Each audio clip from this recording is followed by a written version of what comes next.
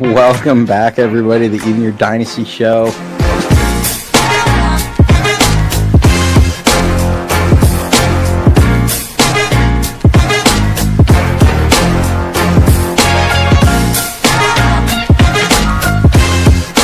We just got breaking news in.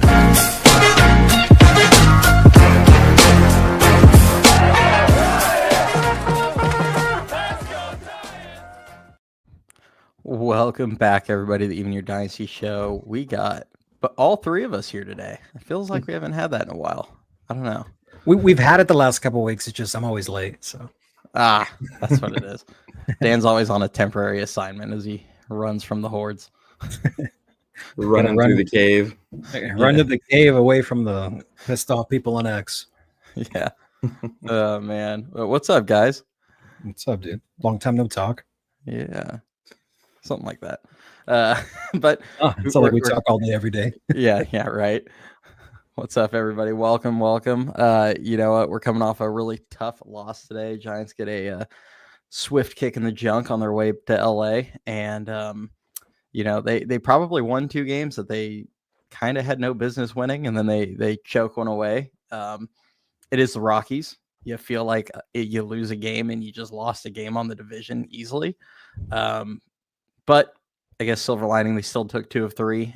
They also had a 7-game winning streak going that they lost today. Those bastards losing today cost me a pretty fun thumbnail for this video. So sorry, everyone. It was golden. Yeah. But yeah, you know, what are you guys' thoughts on the series? Casey Schmidt sucks. Yeah. No, I'm just kidding. You go first, Rick. I thought it was a very sloppy brand of baseball. I mean, the Rockies are on pace to be the worst team in MLB history, and you didn't sweep, so that's kind of always going to be a disappointment. I mean, they did a hell of a job squeaking out those first 2 games and pulling those 2 off and at least making a series win, but it was just a combination of all sorts of stuff. Obviously, your pitching staff's always going to struggle out there. That mound is basically like throwing on flat ground, plus the altitude and the way the ball carries out there. On top of that, obviously, you know, it's a huge yard to field. So, you know, defense got a little bit sloppy there in this series. You had some hiccups by the bullpen. And I think early on, I would have liked to see a little bit more hitting out of the lineup against their starting pitching as well. So hopefully, you know, today's loss doesn't carry into the Dodger series starting tomorrow. But I mean, overall, I guess you kind of got to take it for what it is and say, hey, you at least got a series win.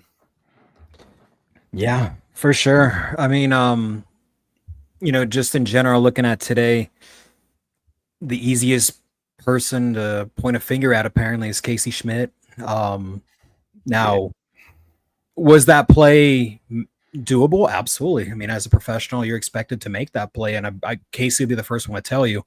As a former third baseman, granted, I only played and maxed out as a freshman in college, but that's not an easy play whatsoever. Once it hits the edge of the grass, you have no control of where the bounce is going to go. So tough play for sure, but I mean, that definitely didn't win or lose the game for them. You know, Jelly didn't do his job. Randy was shaky. I mean, like you mentioned, all around just sloppy baseball. So it sucks, but it is what it is. Beggars can't be choosers. It's just, you hope that a lot of this momentum that you're seeing out of, you know, some guys on the offense, you know, Willie had a great series. I pointed out he made some adjustments mechanically, which really kind of showed in Denver over these last couple games. So hopefully, you know, he carries that on against LA. You know, Ramos and Jung-Hoo Lee seem like, you know, they're starting to build that consistent hard contact. So that's good. It's just you want to see some consistency offensively and clean up some of the sloppy mistakes, because you make mistakes like that against LA, they're going to come back and bite you. So, yeah, you know, we're looking forward to the series. A few injuries we had to talk about that might impact, you know, the upcoming few games. But all in all, sucks today, but take it on the chin, move on. Tomorrow's a new day. Yeah, I mean, like I said, it was a kick in the junk type game. I've mentioned it to these boys earlier, but like I've said this, I feel like every year for the last 20 years. I hate that park so much. And it doesn't matter if the Rockies are good, if the Rockies are bad, if the Giants are good, if the Giants are bad. It really doesn't matter. Every year, I feel like the Giants lose games like this in Coors Field. Every single year. I mean, a couple of years ago, their playoff lives were on the line, and I'm pretty sure they got swept in Colorado against a not good Colorado team. It just that place has been a house of horrors for the Giants for a number of years. So part of me, I don't care how historically bad the Rockies are. If you win 2 of 3 in Colorado, I'm just kind of like, all right, get out of there, whatever. I'm more upset about them dropping a game in San Francisco than I am them losing one of the games in Colorado. Um, but that said, the opportunity was there. They had a 2-run lead going into the ninth. They had, I think, a 4-run lead going into the seventh. Um, it was there, to get the sweep. Now, conversely, like the Rockies just shot themselves in the foot for 2 nights in a row right before that. So they easily could have, gotten swept in this series, just as easily as they could have swept the Rockies in this series. And I don't like the people throwing Casey under the bus and backing him over, because really my response to that is the Giants absolutely do not win the first 2 games of this series without Casey Schmidt. So if anybody wants to sit there and throw him under the bus for today, fine, but you better admit to yourselves that he's a big part of the reason they won on Tuesday and Wednesday night, because he is. So I don't really take that slander right now. He's playing fine. The first 3 games of Chapman being out, he has been far from the biggest problem on this team. They've got a lot bigger issues with their lineup, but yeah, that's kind of that was my takeaway on this series as a whole since we last recorded a week ago. They've won a bunch of 1-run games. I mean, you see it in the title. The torture's back. This team is doing nothing easy right now. Every game, it feels like it's taking off years to everyone's life, which is, I guess, exciting, but also at the same time, can we just like win a game by 7 runs one of these days? Like today, it looked like it might be one of those days, and then Coors Field happened. But yeah, I mean, it's kind of crazy the run this team is on in close games. Yeah, I really would, like to see their lineup get straightened out. It kind of felt like we might be headed towards that way before we got confirmation on the Chapman injury, and then, of course, Bailey wasn't really hitting up to par at all. But anytime you're losing your starting catcher, not even just the defensive side of it, you're basically replacing him with guys that have been basically 4A players for a couple of years now. So, I mean, anytime you're losing 2 starters, it's going to hurt a little bit. So, I mean, hopefully the Bailey IL stint only ends up lasting the 10 days. It doesn't sound like it was anything super major, kind of a weird freak injury. We don't really know what caused it, but it was just kind of a neck strain. So hopefully he's back soon. Obviously, the Chapman news was not ideal at all. What did he say? He said he felt like he tore 3 ligaments in his hand. Not ideal at all. I think we're still waiting on confirmation that we should get tomorrow on what the extent of it is. But rumors are, per our reporters, that he should be out about a month. So probably the rest of the first half. So I really think it's a good opportunity for Casey Schmidt to finally get to prove himself, obviously excluding his rookie year when he got rushed up through like 3 levels of the minors into big league baseball. So I think it's a really good opportunity for him. He had a really good start to the series, and I think people are being far too harsh on him over one mistake, and are kind of forgetting how many errors Chapman has had throughout the season. Does not make you a bad defensive player because you have an occasional error. We've seen it all season long out of both Chapman and Willie. So I think people need to be a little bit more patient. I think I mentioned it to you guys earlier today. When you think of like two of the best defensive third basemen in the league, the two names that come to my mind and which should come to everyone else's minds are Manny Machado and Matt Chapman. And they have just under 20 combined errors so far on the season. So it's going to happen. Chapman has 7 already. Yeah. See, but when is Chapman meeting with the specialist? Was it today or was it tomorrow? I think it's tomorrow because I think it's in LA. Yeah. Okay, that makes sense. Yeah. So we'll know more. I think they said they did an MRI on it. When they come out and they say it's inflammation and it's not, but then he's also saying, I'm just hopeful to be back by the end of the first half, which for anybody that's wondering, there's 28 more games before the All-Star break. So, if he wants to be back before that like if he doesn't make it back in time, that's how long you're rolling it with Casey Schmidt, probably at third base. So, we'll see. It's concerning though when they say it's just inflammation, but then they turn around and say, oh, we're going to see a hand specialist, because that to me either means they're not confident in what they saw, they just want to double check it, or they did see something that they're like, well, it doesn't look like a tear, but we're going to have a specialist look at it. It's concerning. But we're going to have to, this is what we got. We got to roll with what we got. This is a big reason why you kept Casey Schmidt this offseason. This is why I constantly said you don't dump Casey Schmidt in the offseason, because freak injuries happen. Even guys like Willie or Chapman or, Elliot Ramos or any of these guys that have been historically pretty durable, like it just takes one freak thing. And that was kind of a freak thing that happened to Chapman. And now you're looking at him missing a month. And yeah, that's why having a guy like Casey is handy. Didn't Chappie like jack up that hand earlier in the season as well? Correct me if I'm wrong.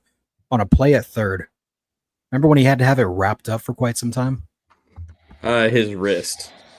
It was his wrist on his non-throwing hand, I believe. Yeah, so you have and that lingered. I mean, you saw him have that wrapped up for a while, and now his throwing hand kind of jacked up. So, yeah, I mean, 10-day IL stint's not happening in all reality, especially if that one's lingering plus this in addition. You're looking through the All-Star break, in my opinion. Yeah, I think that's best case. And a lot of it might depend on how Casey plays. If he falls on his face in the next couple of weeks, then yeah, I mean, there's a chance Chapman, if he feels like the season's on the ropes, if he can just tough it out, I think he's kind of has a reputation of doing it. And it wouldn't shock me if he goes, yeah, I got to just get back out there. But if the team's still finding ways to win games, if Casey's playing really well, then Chapman might just be like, all right, the team might just be like, no, dude, you're going to wait until you're fully back. So, we're going to just have to see. They've got a tough test coming up. They've got the Dodgers on the road. We're going to get into that a little bit later, but it does feel like a bit of a measuring stick series for them. And they are severely undermanned, but that's not really an excuse, because if anybody has seen the Dodgers pitching staff right now, it's pretty crappy. So yeah. And just one last thing on Chappie. I told you guys, and it was probably pretty obvious, but I mentioned it once the injury report kind of came out. The two guys who needed to step up were Casey Schmidt and Willie Adames, and so far they've both stepped up tremendously. So I give them both their flowers, because you could not handle both of them continuing to struggle in addition to Chapman being out. So hopefully this momentum continues. And I would say Willie's really stepped it up on the defensive end for, I'd say, at least the last 6 games now, if not a little bit further back. He was really good and really important in that sweep of the Braves. He made a ton of nice plays, and Oracle isn't necessarily the easiest place to play infield either. They've got a really hard infield at home, but also that infield plays slow at the same time, if that makes sense. So it can create a lot of really tough plays, especially for the shortstop. Yeah, I'd say with the eye test, Willie has definitely looked better since, I think, probably May. Once they start, the month of May, I feel like that's about when he kind of turned it around. Just for anybody that is wondering now, his defensive run saved is really ugly right now. It's -7. But for anybody that's wondering, most people say outs above average and I'm not the biggest analytics guy. To me, it doesn't take a rocket scientist to watch these guys and tell if they're decent defensive players or not.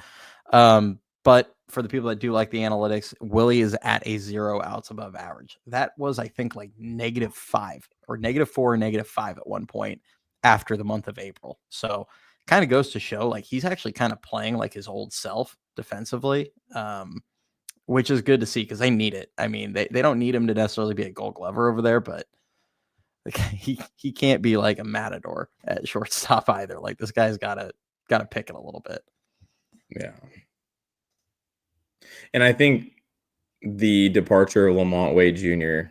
has also helped a ton. I mean, you see what the difference is with Dom Smith at first. Like that's a guy who's actually played the position and knows how to play the position versus Lamont Wade, who you're kind of praying every time a ball's in the dirt. Like ultimately, that was one of my biggest criticisms of when Wade was struggling with the bat. He also wasn't playing very good defense, and Willie was getting dinged with a ton of errors on balls in the dirt that, yes, he needs to get the throw up, but also your first baseman should be there to pick it too. This is the big leagues. This is not high school. Like those are plays that need to be made. You guys play on pristine fields. You guys get very true hops. There's no reason why you guys should not be picking these balls. So I think Dom has made a big difference for the infield. I mean, look at the one game he wasn't there in the Colorado series. Fitz throws a 50-mile-an-hour ball right at Herrera's glove. He didn't even have to move it, and it just somehow misses the glove. That was atrocious. Yeah, it's rough. And, I mean, there's a reason why a guy like Brandon Crawford says that Brandon Belt deserves half his Gold Gloves. Like any infielder worth his salt will openly admit that a decent first baseman is a big part of why they might be good defensively. They're not going to be able to get perfect throws off every time. Yeah, sometimes we get pissed because they field one clean and they have all day and then they throw a short hop and it's like, come on, man. But there's a lot of throws that are going to be multiple hoppers, short hops, weird hops, and that's why first basemen are there working on picking balls all spring training, off season, all season. And then when you get a guy like Wade that just couldn't, it's a problem for the whole team. So, so Ziggy, he put up there, I had it up there for a minute. We'll pull it back up. Said, I'd love to see Casey take over a second when Chappie gets back. Yeah, I mean, so where I stand on this, and I know these guys are they'll have their thoughts as well, but where I stand on this is I think the door needs to be like, everyone needs to just have an open mindset. Like, I think that's where we're at. Like, I'm 100% going to be tracking how both Fitzgerald and Casey do while they're both playing every day. They're both getting extended runs. Obviously, Fitz has been playing almost all season, minus the time he was on the IL. But he has not played well enough to just for all of us to sit here and say he's the starting second baseman. I mean, even going back to last season, if you get rid of a 3 or 4 week torrid stretch he was on, he was basically a replacement level player. And then you look at him this season, his offense has been below average. His glove has been average at best. He's got 97th percentile speed with Ruben Rivera awareness on the base paths. I mean, the guy is a problem right now for this team. I see all the crap Casey Schmidt gets, and he hasn't made half the boneheaded plays that Tyler Fitzgerald has made this season.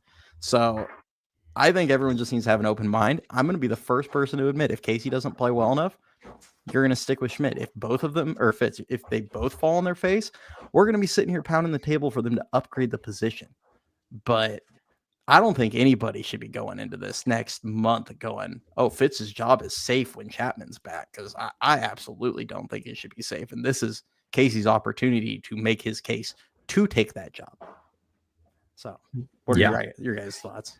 I mean, my thoughts are the same as they were last August when I was saying that Fitzgerald is destined and should be your super utility player on the team. And I said that all offseason. I said it all spring, and I'm saying it now. Like, for the reasons that you mentioned, at best, he's going to give you an average glove at second. And that, 3 to 4 week span of just insane offense that we saw, we haven't even seen a glimmer of that this season. So if he continues on this trajectory and this is just who he is as a player, you got to utilize the best attributes he brings to the team, and that's his speed. Now, as you mentioned, as a base runner, I don't know what's going on with him. He's got way too much speed to be having all these boneheaded mistakes on the base path. But if you can figure out a way to unlock and utilize that speed, whether it's a pinch runner in a huge situation in which you need a steal, whether you need to replace a Wilmer at second or third base for a hope that you can get a sac fly with that speed that's coming in, whether you can plug him in versatilely like anywhere in the outfield or infield, because he can play multiple positions, not an elite level, but he's more than capable of handling it his own in a pinch. I think you got to utilize his strengths to the betterment of the team. So as you mentioned, we're going to get a lot of Fitz and Casey on a daily basis. I know you're keeping track of their, day-to-day stats. So it'll just be interesting to see how the next month shapes out, because you're going to have to make some tough decisions at some point, especially once Chappie comes back. And if Casey's lighting it up and Fitz isn't, then, you got to make that tough decision there. So that's just how I feel about that. Yeah, I like both of these guys, and I want both of them to carve out, consistent roles on the team going forward. The Giants need both of them, and they both have their own value in different ways. But my God, the double standards that exist with these two players, it's crazy. Fitz will go out and he started the season off making tons of errors. The guy did not look comfortable even feeling routine ground balls at second base. He makes tons of base running mistakes. He's gotten back to being absolutely ice cold at the plate other than an occasional walk. And there's just no criticism of this guy whatsoever. But then Casey makes one single mistake after leading 2 comebacks in which the Giants won games just the last 2 days, and all that gets wiped clean when Casey makes one mistake on defense. It's just like I said, the double standards are crazy. Fitz has only 3 more RBIs than Casey in almost 100 more at bats this season, and only has 1 more home run. So at some point we have to look at things for what they are and be a little objective here and stop holding on to what Casey did in 2023 and what Fitz did for a month last season with the home run ball, and be a little bit more objective. Like, I want both of these guys to succeed. I think Casey's got way more power. I think he's a way better fielder than Fitz, but I also acknowledge Fitz's value, which is adding a ton of speed at the bottom. But ultimately, you've got to do a lot more than steal 13 bags when you're attempting that many stolen bases. And it's not only just getting thrown out by being super aggressive, it's also getting caught sleeping at first base and getting picked off in the 9th inning of a very important game against the Braves. It's yesterday's game where he's staring at a ball 5 feet away from him on the ground, makes a huge wide turn because he wasn't ready to go towards second base. He was running through the bag, and then continues on towards second base and was going to get absolutely hosed, falls over, and then gets tagged out going back to first. So ultimately, if we're going to be extremely critical of every single thing Casey does, every single time he gets out or makes a mistake on defense, we need to hold Fitz to the same standard. Fitz had a ton more innings in the minor leagues than Casey did, and came up and pretty quickly, within 2 to 3 months, carved out a consistent role in the big leagues. And he really wasn't doing anything insane at the big league level. He just got the opportunity because Tyro was always hurt and there was nobody else there. And Casey never really got that opportunity except for in 2023 when he started the season in A-ball.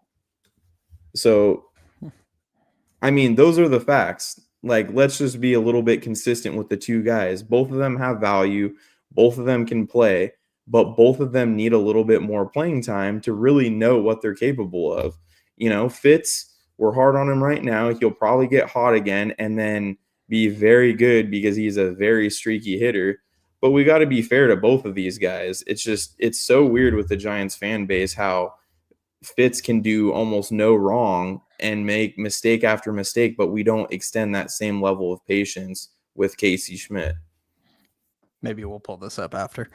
No, I agree with pretty much everything Ricky just said. I do want to respond to George's comment here. Fitz was also told by Mark Hallberg to go to second base.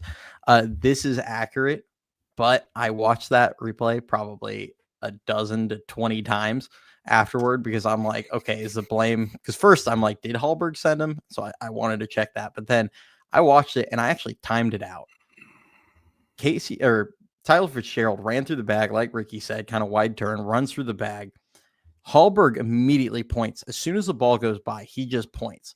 And yeah, it wasn't a great hop, but if Fitz just goes right there with his speed, doesn't look, doesn't do anything, it is probably going to be at least a close play at second. And if he gets hosed, that is 1,000,000% on Mark Hallberg.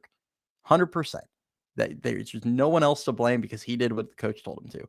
Where I take issue is he takes that big wide turn. Hallberg points, and does Fitzgerald go? No, he turns and looks for the ball, and he doesn't even go until picks up the ball. Then he goes, and I actually timed it out. It was 1.5 seconds after Hallberg pointed that he took his first step towards second base. And then not only did he look for the ball, as he's taking his first couple steps, he's looking over his shoulder like that at the ball, so he's not running as fast as he could. So it's like, as soon as he looked for the ball, it became his discretion because he already ignored his coach. Like, if you took that long, you're already not going when your coach told you to go. So at that point, it became his discretion. He made a bad judgment at that point. He saw the bounce later, even after Hallberg did. He saw the bounce. He could have been like, nope, I'm not going on that one. That ball didn't kick away. It's kicking back. So it's just, I can't absolve him on that, given what actually transpired on that play. So that's why I still place so much blame on the player. Like I said, had he just gone and gotten thrown, it's on Hallberg. But also to Ricky's point, before Tyler Fitzgerald ever debuted in the major leagues, he had received, let's see, this is just in the upper levels. He got 455 at-bats in 2022 in Double-A. He got 68 at-bats in 2023 in Double-A and 415 in Triple-A. Then he debuted at the end of the season. Casey Schmidt, on the other hand, if you go back to his career, he received in 2022, he got 180 at-bats in Double-A, he got 15 in Triple-A. And then in 2023, he got 200 total at bats in AAA, but he actually got sent down in the middle of his skid. So he got called up like really early in the year. So I want to say he only got like 100 or so at bats before he got sent down. So to their point, like Fitzgerald was allowed to actually develop and showed up a more finished product. I mean, obviously they're still young players developing at the major leagues, but a much more ready player. And he was older. Casey Schmidt got rushed up with minimal time in the upper levels. And then he stunk it up. Like nobody here is going to defend. Like it's going to say he played well in 2023, but he also was super rushed. And I just feel like there's so many people that grasp onto what he did in 2023. And they think, well, this is the player he's always going to be. But then you look at like his career, that he has the nickname Chasey, and you look in 2023, he swung at everything. He didn't draw walks. He had a 38.5% chase rate. Last year, he improved that a little bit. This year, he's down to like 33.1%. And I can tell everybody right now that he only swung at like one pitch out of the zone or two pitches out of the zone today on like 12 or 13 pitches he saw out of the zone. So that rate's going to go down again when Baseball Savant updates their stuff. Like his chase rate, his walk rate, everything's improving. So his arrow's pointed up as far as I'm concerned. So we just got to see what happens. Got to give the guy a fair shot, let him go, and just see what happens. Yeah, 100%. And I mean, even when you look at college numbers and the one difference is that Fitz got drafted and then the pandemic hit, and that kind of interrupted the beginning of his development, but after he had already been drafted and got to the minor leagues. Casey's was in the middle of his college career, so that prevented him from getting additional at-bats that he would have gotten had that not happened, and that was all at the college level. So he was already a more raw prospect as is, and they were more projecting with him, and then he also, on top of it, got completely rushed through the system, and that's just one of those things that, Farhan and the prior regime did. So if you want to blame anybody, blame Farhan. And I mean, for the Bailey stands out there, he did the same thing with Bailey too, and look how Bailey's hitting. Completely rushed both of those players in the same season. And you see what happens to these guys. You see it in the Angels organization as well. They're huge fans of rushing prospects, and then you see guys fizzle out when the league catches up to them. It's really not fair to these young players, and we've got to understand that. Yeah. Amen, brother. Tom says, I'm looking at Fitz and Casey's young players prone to mistakes. They're being developed to the big league level. Take a deep breath and accept 100%. It's what we've said about so many of these young players. Like, it's just they're learning. They're developing at the major league level. This team is competing while playing how many young guys right now? You're playing Ramos. You're playing Lee, who, yes, he played in the Korean League for a handful of years, but he's only 26. You're playing Bailey. You're playing Schmidt's getting significant time now. Tyler Fitzgerald's getting, obviously, everyday reps. They were mixing in guys like Matos and things like that. I mean, they have a lot of young players playing on this roster. Christian Koss has gotten meaningful at-bats this season. The fact that this team is competitive, and that's only on the position player side of things, never mind all the young pitchers they've got going, is really a promising thing. I think that's the big picture that we all need to take as Giants fans, is this team's 11 games over 500, playing a substantial amount of youth. And to that point, a lot of these players are being held to veteran player standards, and they don't even have 162 big league games under their belt. So that's what a lot of fans fail to recognize, but they're just a bunch of, box score watchers. So it is what it is. What's Sabian call it? The lunatic fringe. Yeah. Just like that. Yeah. They're, this fan base is not known to be patient. We'll just say that. And, we all are guilty of it at times. That's for sure. Yeah. And like Grant says, it's tough because I like Fitz and Casey. You wish both could play. Yeah. I mean, 100%. And, the one reason I err on the side of my personal preference being Casey starting is overall, I feel like the offensive potential is a tad higher. I feel like the glove is definitively better. Even at second base, he's graded out better. And that was before he had ever played on the right side of an infield and gotten used to the spin and got more comfortable. I think he would get better with time. But I also, to the flip of that, I actually think Tyler Fitzgerald is very well suited as a utility player. Getting a little bit maybe more sporadic at bats, but being able to use his speed, use him as like a weapon in different situations. I just think his game is a little better suited to that. Yes, sir. Yeah, for sure. And then just, guys that are more fit for utility roles are going to make a lot more mistakes on defense, especially at second base, and get exposed when they're getting stuck at that one position. So that's ultimately what I think will end up happening as long as Casey shows what he can do at the plate. And that's what I think will ultimately happen, especially with, a month-long sample size of him getting consistent at-bats. I think it should help him out a ton. Yeah. And hopefully he can show out in this Dodgers series and, earn some respect back from Giants fans. Let's face it, bro. He can go 4 for 4 with 4 grand slams, and fans would still try to nitpick something. He'd swing at one ball out of the zone and people would complain. Exactly. Hey, the home run he hit was actually a pitch above the zone. I'm surprised people weren't complaining about it. And against a righty. I heard he couldn't hit righties. It's just funny. You can thank Dan for pulling this one for everybody. This is just because somebody Dang. brought it up. Bryce Bum. Also, for anybody that's ever seen a game in Tacoma, the center field, I can't remember if it's 420 or 425, but it is actually like it's comically deep in center field, and they have this big giant wall you can kind of see in the batter's eye. And there's no yellow line. Like, you got to clear the batter's eye. It is an absolute tank to hit one out to center field there. But yeah, he crushed it. It's fun to see. So that's thanks for number 9. Is Number it? 9 on the believe so. season, I Yeah. think. That's nuts considering his late start to the season. yeah. I was gonna say thanks for not unfollowing me, guys. I mean, here's a good question. If Casey hits and Dom Smith hits when Chappie gets back, who plays first?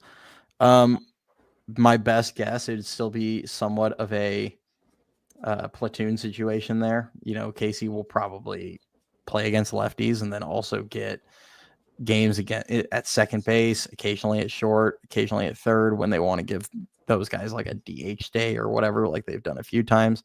I think he would just be the full-time utility. But I think that's assuming Fitzgerald hits in this situation, because if Casey hits and Fitzgerald doesn't, I think the team just makes a change and they go with Casey as the everyday second baseman.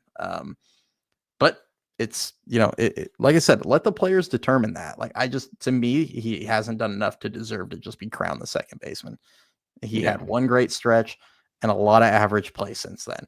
So if Casey comes out and plays and basically shows I'm the better option, I just think people should be open-minded to that. That's all. I don't know if you guys saw, Jeremiah is officially in San Jose. Let's go.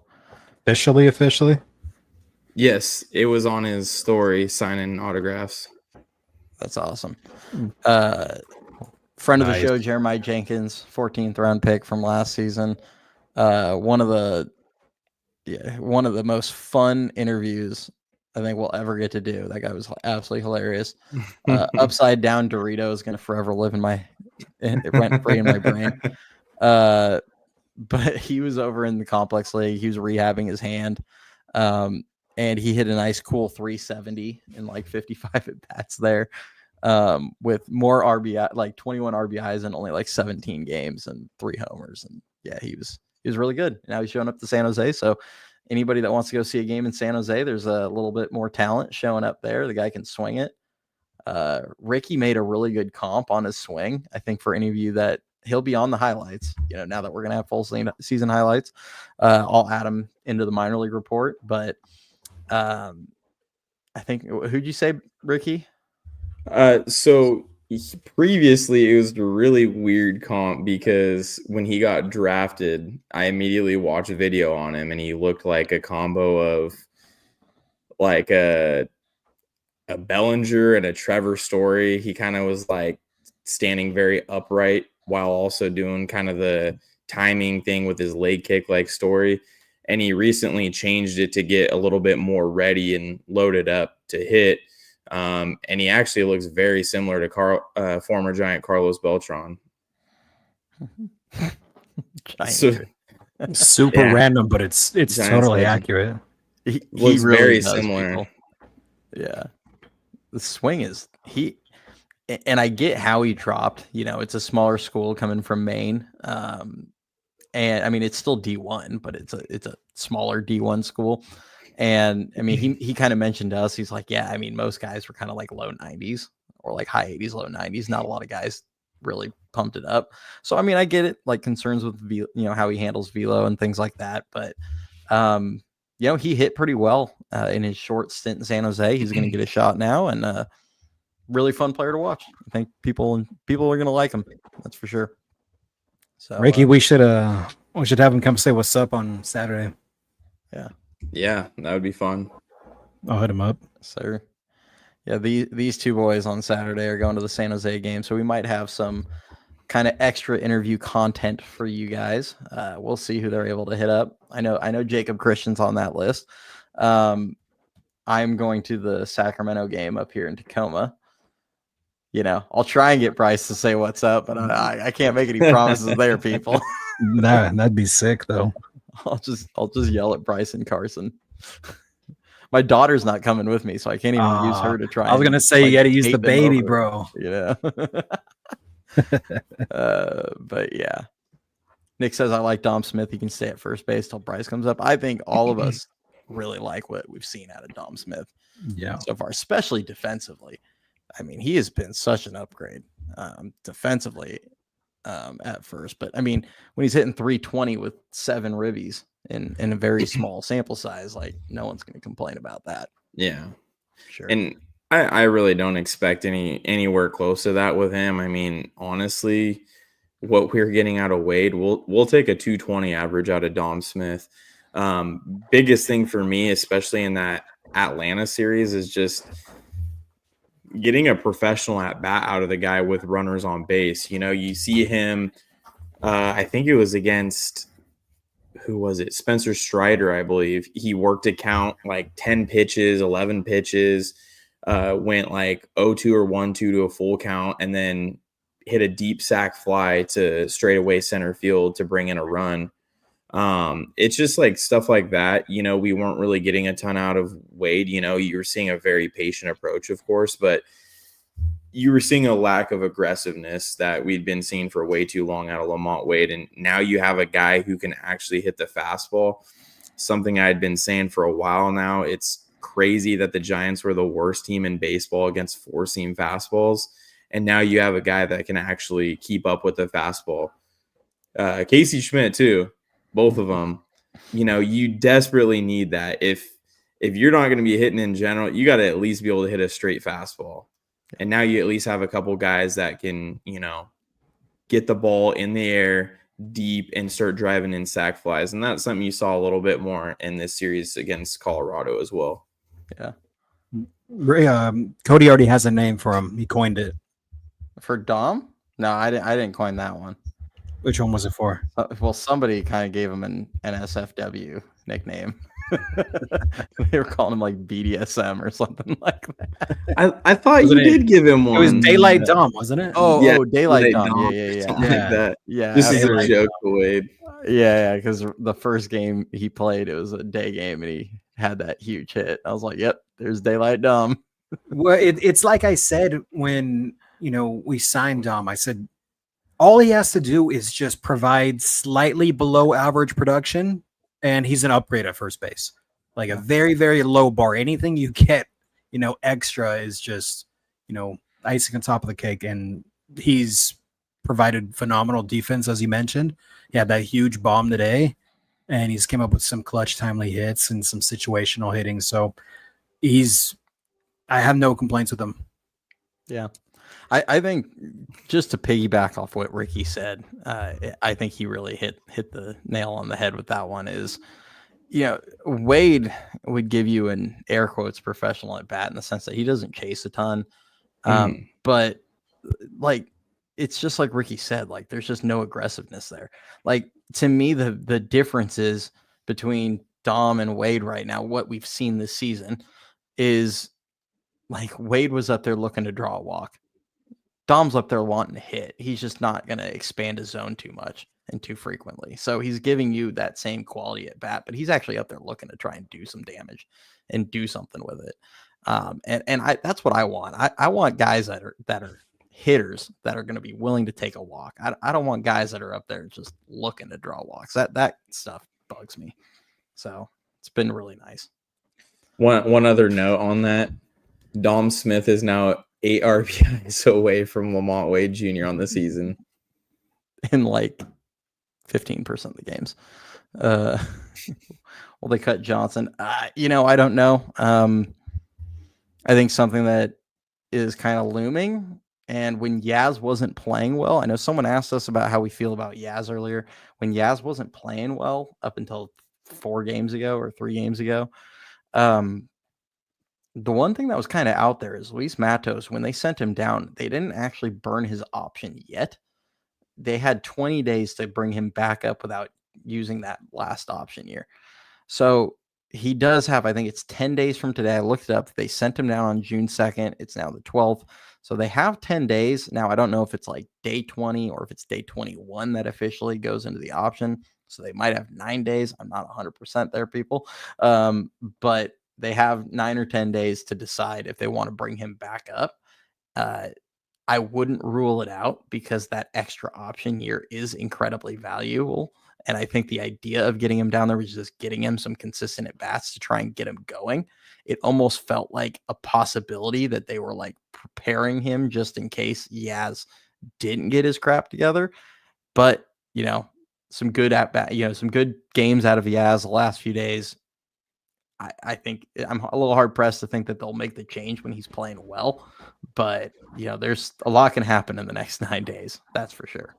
My thing is, I want them to hold Yaz the same accountability as they are Willie and Casey right now, because you got fans saying that, oh, Willie only hits in Denver, and oh, Casey's only getting some production because they're playing a course. It's like, okay, well, hold Yaz to that same standard. He didn't have an RBI in 28 games up until he got to Denver. Well, I know he had the one prior, but you know what I mean. He didn't really start to heat up until he got there. So hold him to that same standard. If he can continue it in LA and onward, wonderful. But as you mentioned, the next 10 days are definitely going to be, a good time to make a rough decision if need be. Absolutely.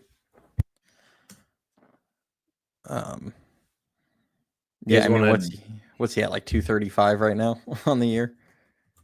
Yeah, around there. It's just typical Yaz production. Yeah, he's very consistently inconsistent. It's always teetering between like 250 and then going all the way down to like, some years 200 and then always somehow ending up in the middle 230. It's almost like who was that on the A's for like 3 years? Chris Davis. Chris Davis. He already knows what I'm talking about. Chris Davis for like 3 years in a row had like a I don't know, 230 or 240 average, whatever it was. 3 years in a row, the exact same average 3 seasons in a row. That is Yaz in a nutshell. Yep. Hey, Chris Davis had pop though. Oh yeah, he was good for a little while there in Oakland. Didn't he hit 40 home runs a couple times? Mm-hmm. Yeah, he was decent in Milwaukee too before they traded him. Well, you guys want to dive into the matchups in this upcoming LA series, starting off with Webb versus Yamamoto. Dude, tomorrow's going to be a pitching duel. Yeah. We'll dive in that really quick before we start on that. Appreciate everyone that's hopped in here. Just so you guys all know, we are now posting all these videos not the videos, but we're going to post the audios from all of these to Spotify going forward. I know a lot of people have asked for it. A lot of people have mentioned, I know a lot of you are watching on the commute or listening on the commute. Hopefully you're not watching while you're commuting, but listening to it on your commute. So it's going to be on Spotify going out, from here out. The benefit of watching them is you'll get it live with Spotify. It might or might not get posted night of. Sometimes it might be the following morning. But I am going to try and even do the minor league updates and all that stuff. I've had enough people kind of say that they'd really appreciate those ones being added. So just a reminder for everyone, it's going to be there. It's just under Even Your Dynasty Show. You can find it there. And then also we're going to do a giveaway when we get to 1,750 subscribers. We are at, I don't know, I think we're like 8 or 9 away right now. So if you're watching right now and you want us to get that giveaway going, hopefully on next week's live show, I'd imagine we'll get it by then. Hit that sub button, hit the like, hit the sub, follow at EYDShow. You can follow Dan. He's hiding it because he's trying to not get us blocked by Pavlovich again. But he's always good for some entertainment. And then make sure you follow Ricky's IG, sfgiantscove. Awesome for game day lineups, updates, highlights, a lot of these minor league highlights, major league highlights. He gets all the stuff on there. So make sure you follow that too. For sure. And Ziggy, real quick, just a hint, the giveaway is going to be a Yaz meet and greet. So make sure you don't enter for that one if you're not interested. Good man, Aaron. Yeah. And you're right, Gran. I might be one of the first people to get blocked by Pavlovich by not talking to him. Hey, I didn't talk to him either. I just said his name. These boys. Hey, if you guys ever want proof that Alex Pavlovich has watched this show, the freaking Dan over here doesn't even have the show in his account and said something to Pavlovich, and the dude blocked me. So Yeah. I'm just saying. I purposely took Cody's show out of my bio because I get a lot of heat on X. So I was like, I don't want to bring that over to him. Got a lot of heat, and it still went to him. So sorry, bro. Yep. But all right, so let's hop in on the Dodgers Giants series. I think this is going to be a really interesting one. As I kind of mentioned earlier, I think this is going to be a measuring stick for them, measuring stick series, I should say, for them. They are now one game behind the Dodgers currently. They're 40-29. Dodgers are 41-28. Dan kind of mentioned it earlier. Had they won today, they actually would have been tied for first in the division. This is a big series, and I mean and anytime you play the Dodgers, it's a big series, whether it's in April or October. I mean, obviously some are bigger than others, but it's always a big series when you're playing the Dodgers. And you're kind of, unfortunately, you're catching Yamamoto. Maybe fortunately for people watching, because Webb versus Yamamoto is a really good way to open it up. But unfortunately, you're facing Yamamoto. And other than that, though, I mean, their pitching staff's really struggled. Their bullpen has really struggled. Some of their big money signings back there, Tanner Scott has been super underwhelming for them. And half their pitching staff's injured right now. So I think there's an opportunity, at least. If Logan Webb can set the tone in game one, they've really got a shot, because Kershaw's like a fossil at this point. Although now that I said that, he's going to throw like 7 shutout innings against the Giants. But Kershaw's getting old. Rookie move. Sorry, people. And Dustin May has potential, but the guy's been like on and off the IL for 2 years. So we'll kind of have to just wait and see. But I'm actually pretty excited for this. Yeah, it should be a good one. I mean, if they can squeak out tomorrow's game, I think everything's up from there, because, Webb versus Yamamoto, that might very well be one of those classic, 2-1 type games. And if they can win that, I feel very good about going into game 2 with Root versus Kershaw. Dustin May, you don't really know what you're going to get. I mean, he's got really good stuff, but he's had a really rough go of it as of late. Kind of same thing with like Tony Gonsolin and the handful of guys that they have been running out there that have been healthy this year. But man, the offense has really got to keep doing what they're doing against Colorado, because, if you're going in this series with the Dodgers, you gotta take advantage of their pitching staff, even their bullpen. If you can get into their bullpen early, you're gonna have a chance, because they've been getting real beat up on that end. You even saw them concede a game like 2 1/3 innings early against the Padres by throwing Kike in like I think 1 out in the 7th, 1 or 2 outs in the 7th. So they're hurting for arms, and they're really trying to, preserve guys as much as possible because of how depleted they've been. And I mean, you've even seen them pick up all sorts of guys off the scrap heap, trying to fill out their AAA and big league rosters with bullpen arms. So you've really got to take advantage of that if you want any chance, because even with the injuries they have going, they've been still hitting the ball. They lead the league in home runs still, I believe, and they're right up there in runs scored as well. So you really got to take advantage, and you really got to lean on guys like Casey and Willie to stay hot at the plate. No, you just nailed it, the last part right there. It's like I touched on. You got to hope that their momentum that they've built in Colorado transferred over to the series, because if you can take 2 out of 3 against LA and capture that number 1 spot in the division, you bet they're going to be hyped to carry that momentum going forward. So yeah, just it'll be a fun series regardless. That's all I know. Also, Jeremiah says appreciate it to you guys. Yeah, what are we wearing on our head here? This is the most LA thing I've ever seen. This is Keychain. terrible. What's funny is him coming in that early caused all sorts of heat. People talking about how they need to ban position players from coming into games now.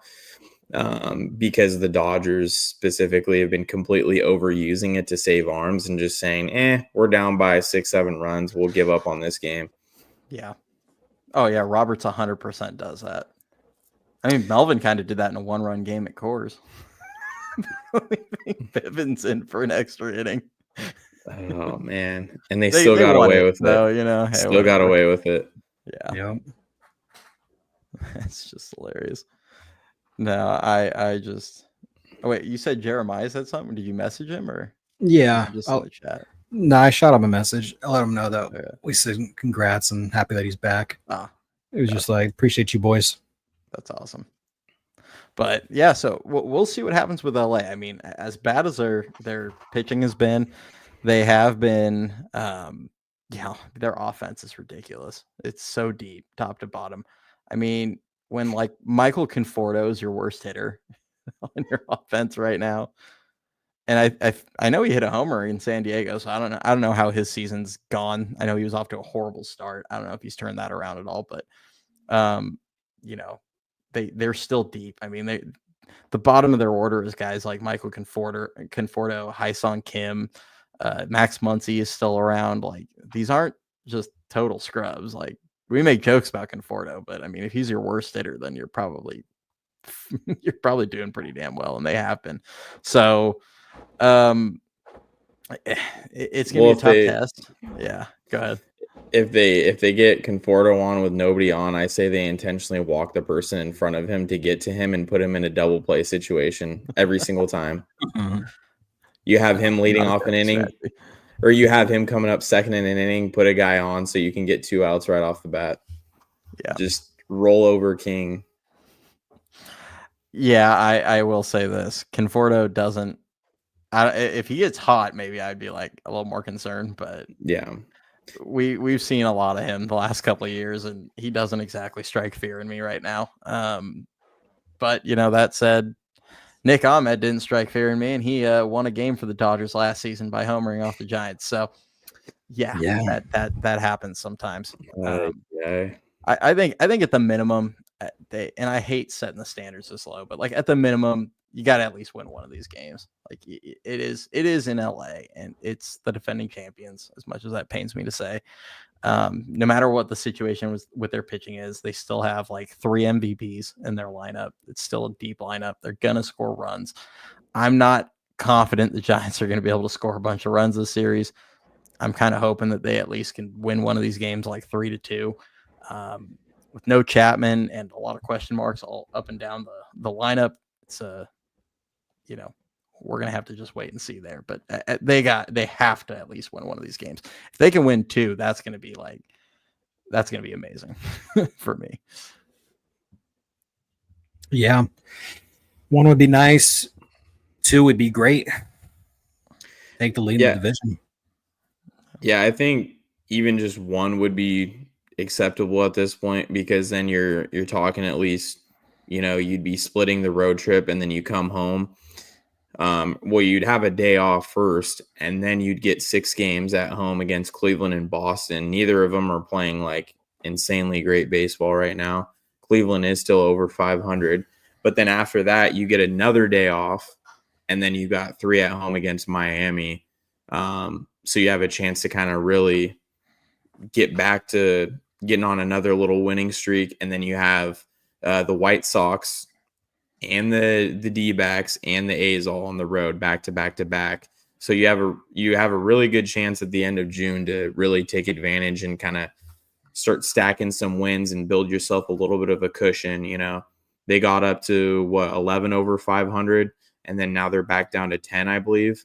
Mm-hmm. Is that correct? Yeah. So they have a chance to really build off that momentum and really get back to getting, maybe they can even get up to like 15 over 500 at that point. So then if you hit a tough little stretch where you do kind of struggle before the trade deadline, then you have an opportunity to kind of still tread water a little bit. Yeah. And what do you guys think of, because this is a big point right here. Honestly, Willie Adames needs to stay hot. And that was the big thing when Chapman got hurt. There's a lot of pressure, obviously, on Casey Schmidt because he's the one taking over and playing. But I know I said it, these boys said it, a lot of people said it, like the real pressure needed to be on Willie Adames because he hadn't performed up to expectations. And he's the all-star caliber bat in the lineup that was severely underperforming. If he at least, got back to being himself, it would be a huge boost to the offense. And we saw that in Colorado this series. But what did you guys think of Willie's at bats on the whole in Colorado? And I mean, it's easy to point to the results, but just like what you saw. Well, just to start with, I mentioned it to you guys. Try to act like I was all big brain, but it was pretty obvious with his mechanics looked improved and different. I pointed out the very first pitch that he saw when the season started. I was like, his mechanics look different. Stepped up closer to the plate. Legs aren't quite as bent. Left leg's a little bit straighter. Hands are positioned slightly different. Foot was getting down in a more timely manner. And just due to all of that, it allowed him to, not be as wild. He wasn't chasing pitches as much. He was working the counts. He was swinging at better pitches. And when he was swinging, his swing looked good. Like, it wasn't like we've seen over the last few weeks where he's getting his front foot down, way too early, and he's overextending, and he's, letting the barrel loose and is just all out of balance. So he looked really, really balanced in general. So I think it was nice to see. It was much deserved. I know Ricky's been screaming for him to make some adjustments at the plate, and it seems like something might have clicked over these last couple games. It's just you kind of saw a glimpse of that early on in the year, then he went right back to his old way. So hopefully it's one of those things where now that he's found what's starting to work for him, he builds off of that and applies it going forward. Yeah, for sure. You definitely saw him getting his foot down a little bit earlier in this series and being a lot more on time, even when he didn't get fully timed up to opposing pitchers' fastballs in this series. You saw him still driving the ball a lot better and hitting, legitimate fly balls out to center to drive in. I believe he had 2 sac flies in this series. So even that's encouraging. Those are productive outs.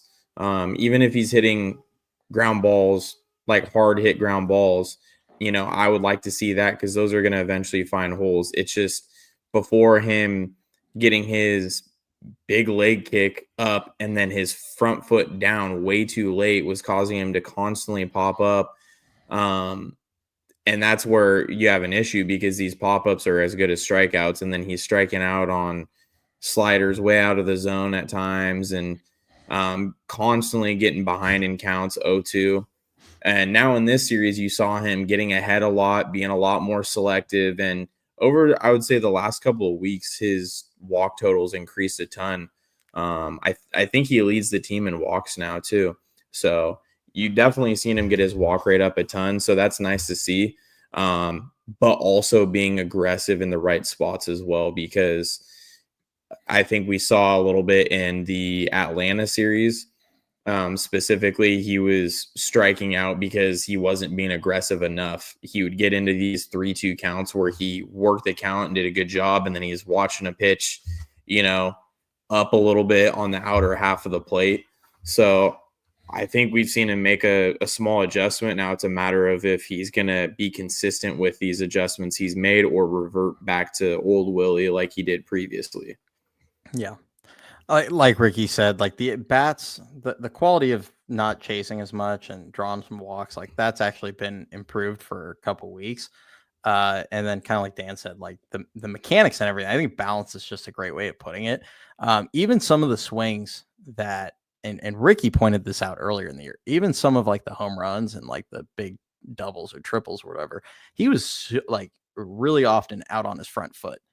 Even if he barreled one up and hit it, out, like he was out on his front foot. Today, I think one of the most promising things I saw was it might have been his second to last at bat. He got a slider down and away, and he bit, and a lot of guys do. Like, it happens. You tell them all like, "Oh, stop swinging at that," and they're like, "Yeah, no kidding. Like, we don't want to swing at that pitch." And he swung at one, but he didn't get off balance and end up out on his front foot. Like they showed the face on view.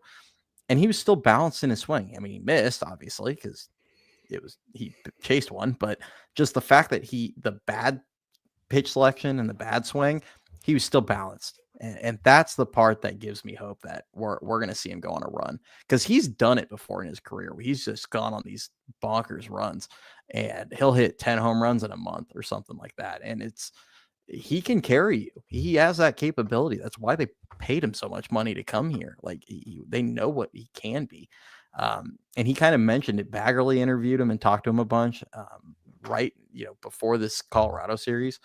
And he's basically just said, like, I lost my feel. I know when it comes back, though, like, all I need is like a good week. And if it's back, I can just hit the ground running. And hopefully we just saw it. And like Logan says here in the chat, he said, I don't think it's fair to blame his recent success solely on Coors Field, even though it's high elevation. Coors is some of the deepest walls in MLB. Yeah, I mean, they're at elevation against a not great pitching staff. So like that always factors in. But as we all have kind of mentioned, just the swings themselves look like the best swings he's taken all season. And to be fair, those 2 home runs he hit, those are leaving every ballpark in America. It doesn't matter. Like when you hit one 108.8 at an ideal launch angle, I don't care where they're playing. Like that ball's leaving the yard. So, and then the other one was like 106.5 or something like that, or 107. So hopefully he's ready to rock. I think he had like 5 or 6 RBIs in this series, which is really nice to see. And, big series against LA. Hopefully he brings it, because that would be, they're going to need someone to step up in that series. That's for sure. Mm-hmm. The only ballpark that probably keeps those in is the one the Rivercats are playing at right now. Yeah, that's fair. It's like whoever made that, like that is like least fair center field I've ever seen. I mean, I guess the Polo Grounds, but that's been torn down forever. Like 420 in Tacoma, where it's like sea level, not warm ever. Like that's just brutal, man. Wild for that league, especially. Yeah. Got anything else we want to touch on with the Dodger series before we just turn it to the chats? Anybody that wants to talk about anything in particular? We usually try and hard stop this about 10 o'clock. So if you have any topics you want to cover here in the next 20 minutes or so, let us know. But anything you guys want to talk about the Dodger series before we do that? Not in particular. I know you kind of wanted to talk about the Bailey injury. So I don't know if you want to touch on that now or if you want to wait, unless Ricky has something else. I just wanted to reiterate how important it's going to be in this series to, like I said, get into the pen. I was just looking, and in 3 games against the Padres, they used their pen for 18 2/3 innings, and that's not including the Kike innings. I excluded that. So they used a ton of arms. They used anybody and everybody available in that series, and the Padres couldn't take advantage. So that's something I would really like to see them do. Not counting on them, hitting up Yamamoto per se. But, I mean, if you can get him out after 5 or 6 and get into their pen in that first game, that could really help out a lot, because Clayton Kershaw has been very inconsistent this season. So if you can get him out early, after already making them throw, say, 3 to 4 innings in that first game, it really plays well if you're split going into the third game of this series.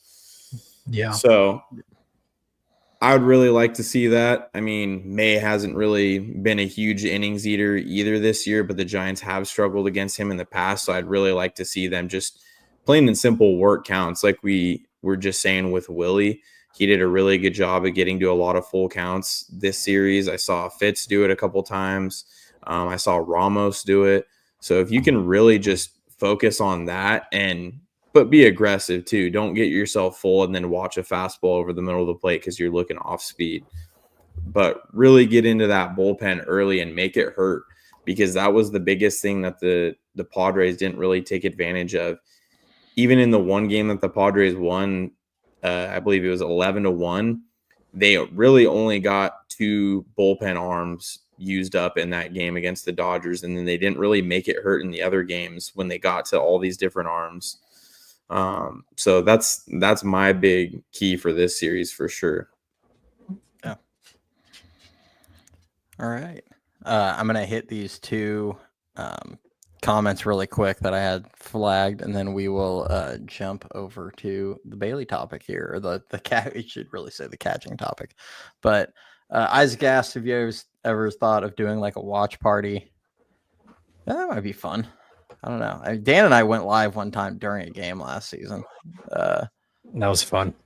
Yeah. I called a Ramos bomb in that one. That was fun. You did. Yeah. I remember because I was delayed like 30 seconds.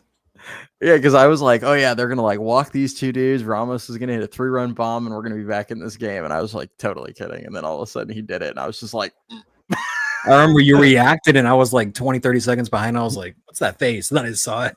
Yeah, it's super funny.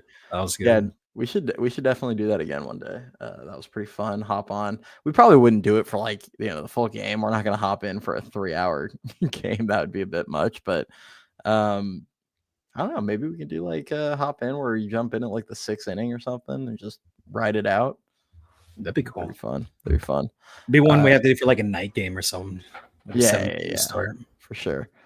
Harry back to the pen when JV returns. I think that's gonna be most likely. I don't know how they could potentially justify taking Roop or Birdsong out the way they've thrown. I don't think you could. So yeah, I'd agree. Moving over to the the catching topic that right now, Bailey's hurt. That is what it is. Hopefully it's nothing major because he's truly their best option at that position. Was it neck strain? Is that what they said? Yeah. Mm-hmm. So 10-day IL, retroactive a couple days ago. So he's going to be out at least another week. But, we're going to kind of talk about something that really they need to be considering even regardless of Bailey's health. But they've kind of got a problem right now at catcher where currently on the roster is Andrew Kisner and, Logan Porter. Sam Huff apparently is dealing with a back issue. He wasn't great when he was here anyway, but he's dealing with a back issue that is kind of holding him out. That's why he was unavailable and Logan Porter came up. And, you're kind of looking at the production behind Patrick Bailey and with Bailey dinged up right now. And it's like, this team's going to have a problem if they have to roll with this for an extended period of time. And even when Bailey comes back, I think it's a spot that you can really look to upgrade to try and just get a little bit better production in the backup catcher. And I know there's somebody that Dan's going to talk about that was out there to be had in the offseason and probably looks like a very obvious trade candidate. So I'll turn it over to you guys. What are your guys' thoughts? I'll just piggyback off that point right there. I don't know how many times I have to say it. You guys can look back at lives from last July. I want Travis d'Arnaud. That's the perfect compliment on this team. Perfect compliment to Bailey. Mashes lefties, solid defensive catcher. I wanted him all off season. I wanted him last season. I wanted him this season. Make the move, man. That's just as simple as I could say. So hopefully he's available come the trade deadline, and that's a position that Buster addresses. I really think d'Arnaud would provide a spark, on Bailey's off days. You can split their starts and just try to get as much production out of that position as you can. And then in general, something the three of us have discussed for quite some time as well is the draft is coming up pretty soon. And I think San Francisco has to draft a catcher early, preferably first round if it was up to me. There's a couple guys that you can look for. One's more of a project. One's, that'll be ready here relatively quick. So hopefully they draft one sooner rather than later, because just in general in the minors, there's little to no catching depth. As you mentioned, your options are kind of limited at this point with Porter and whoever else who brought up a game and think of his name that irrelevant. So Kisner. So yeah, I don't know. But it is definitely a position of need, backup catcher. It's been a position of need. I know they tried to make the whole Tom Murphy thing work. Don't get me started on that. I'll go on a caveman rant for 20 minutes, bashing that dude. But no, I really think you got to make a trade come the trade deadline. I go get Travis d'Arnaud if he's available and go draft a catcher because you got to rebuild that depth in the minors. Yeah, I mean, I don't see why not. I mean, d'Arnaud's playing pretty consistently for the Angels right now. His numbers aren't going to wow you, but he's going to give you a professional at bat. And I mean, just as recent as last year, he hit pretty well. And they still have Logan O'Hoppe there. I don't see the Angels having any aspirations of doing anything crazy this season. So I don't see why not. He wouldn't cost you a ton and would help you out a lot. He's not going to interfere with Bailey starting when Bailey comes back, which would probably be before you'd even be trading for d'Arnaud anyways. But yeah, I don't see why not. I think we talked about it in the offseason. He's a perfect complement to Bailey. I don't know why they wouldn't go out and do it, and hopefully they do, because I don't think playing Sam Huff once a week is going to be the answer to helping out at that position. And just regardless, you can never have enough catching depth. That is something that they've severely lacked in the organization, and they've really just failed to address year in and year out. No, Aaron, no. Not allowed. Yeah, please note Kirk Casale for the third time. Yeah, no, a couple good ideas in here. Definitely, I would love to see them go get d'Arnaud. I don't think it would cost them much as far as prospect haul. It'd be a pretty cheap trade in all reality. Big thing with him is he does hit lefties really well. Very small sample size this season, only 21 at bats this year, but he's got like over a 1,000 OPS currently against them. He's hit 2 homers and a double, I think, in 21 at bats. So he's swinging it well there, and it would be a good compliment to Patrick Bailey. The other one I saw somebody mention was Tyler Stevenson from the Reds. He is under contract for another year. I don't know if I don't know the Reds situation as far as if they would want to trade him right now. This would probably be the time to do it because he has a year and a half left. But I'm not 100% on if they would look to do that. But the big thing for me is, they've got to find Bailey's better side, if we want to call that, is from the left. So ideally you find somebody that can hit left-handed pitching pretty well, and Tyler Stevenson does. So that would be another really good option. And that would actually, because he has a year and a half left, that actually solves the backup catcher problem for next season as well. Mm-hmm. So that would actually be really nice. That would be ideal. And to George, your point about d'Arnaud, though, yeah, he was signed for $318. The Giants signed Tom Murphy for $213. He's getting paid $6.5 million per year, and you've got maybe a month out of him as far as playing time is concerned. So he falls off the books after this year. That's absolutely a contract you can bring on if need be. It's 2 for $12. Yeah, so he's only under contract next season. So same situation. For some reason, I thought it was a 1-year deal. Just double checked. It's 2. So either option, actually. I mean, Stevenson's probably a little younger and better, but d'Arnaud's cheaper than Murphy. Yeah. Well, on a year-by-year base. I don't know. Murphy. I think Murphy was 4. I thought it was 6.5, but regardless, it's too much. That's too much. Yeah. So, yeah. No, a couple good options there. I think both would be really good. It's an easy way that the team could improve a little bit. Guys that you definitely would be a little more comfortable with in situations like this where Bailey is down, being able to go play them every day. Harris is mentioning Sean Murphy. That's another guy. Murphy's a little bit tricky. He does make a little bit more, and I think he's under contract for like 3 years, making like 15-ish million a year, something like that. If you make that trade, I have a hard time feeling like you keep Bailey around, because to me, if you're going to make that trade, you're really doing it for him to start. Similar situation with, I think it's Harry Ford over in Seattle. A lot of people have mentioned him because he's blocked by Cal Raleigh. I get it, and I'm not against it in any capacity. I have a hard time believing Buster's going to go trade for an unproven guy to just turn the team over to him at catcher. But, that would be definitely a bold move. If you make that move because of what you're going to have to give up to get a top, 50-ish prospect at the position, like because of the haul you're going to have to give Seattle back for that, your next move is going to have to be to turn around and trade Patrick Bailey, because you don't make that haul just to stick him at backup behind Bailey. Like, that's not how you do that. So there are options out there. I don't think they need to necessarily go crazy and trade for a Ford or Murphy or anything like that, but they definitely need to do something, because neck injuries can linger. And I don't think you can go into this feeling comfortable that he's going to be 100% going the rest of the year. And what they've got behind him is not acceptable. And what's interesting is apparently he dealt with this exact same thing back in 23.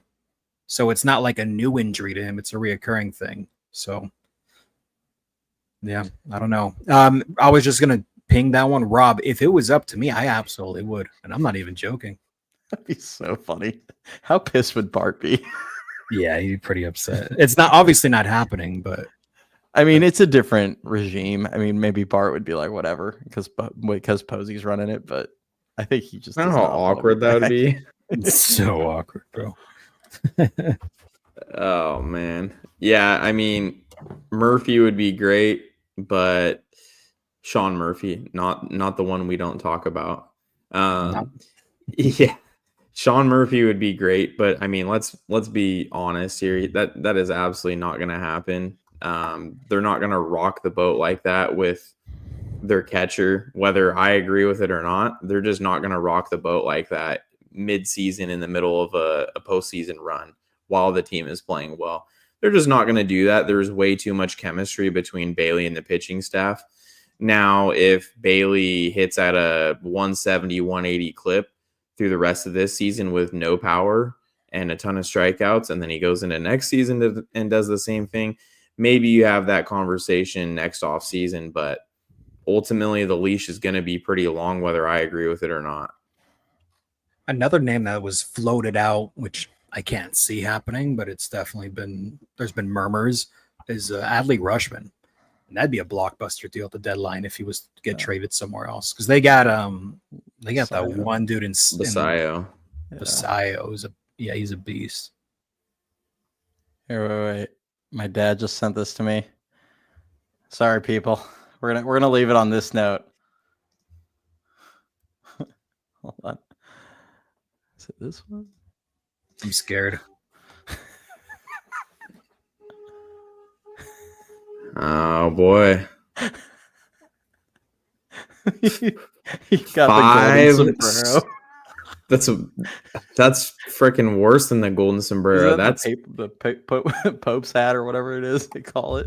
What is the name for that? That's what we call pack your fucking bags and go home.